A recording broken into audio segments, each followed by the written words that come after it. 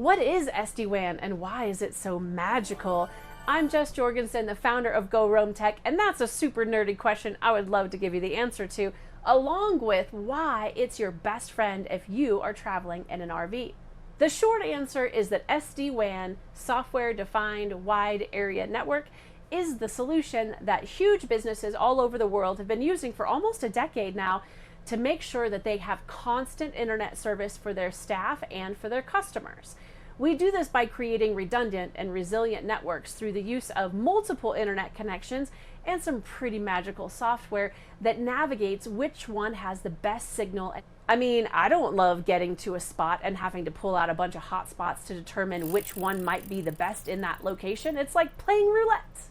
Now, SD-WAN is one of those kind of intangible technologies, so the best way to explain it might be to tell you about what's happening for us right now. We pulled into a glorious new spot on Saturday and we had a really terrible choice to make. The choice was between shade and Starlink.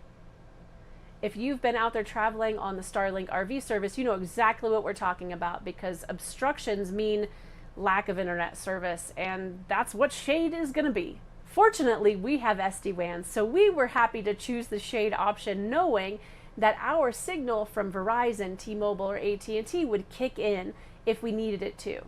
After we got all set up, our Starlink app said that we should expect interruptions every 7 minutes. I don't know about you, but I don't get a lot of work done in 7-minute intervals, and that's not going to work for me. Thankfully, all of our gear is equipped with bandwidth bonding and hot failover, so we are able to utilize the strongest signal that happens to be in this area as our secondary or even our third. This ensures that every Zoom call I'm on, voice over IP phone call, every Microsoft Teams call, all of the Google Workspace stuff is prioritized and has great connectivity to the internet, even if we happen to be on a call at that 7-minute mark and our Starlink takes an obstacle nap. Our users are never the wiser because the system will automatically switch to or supplement from the other carriers that it has been programmed to look at. So the SD-WAN gear, the software, and the routers themselves are constantly evaluating each connection that's available to them.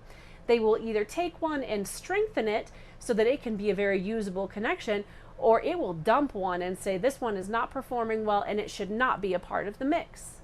That is the magic of SD-WAN, and that's how we get effortless internet service all over the place while we are working from Rome.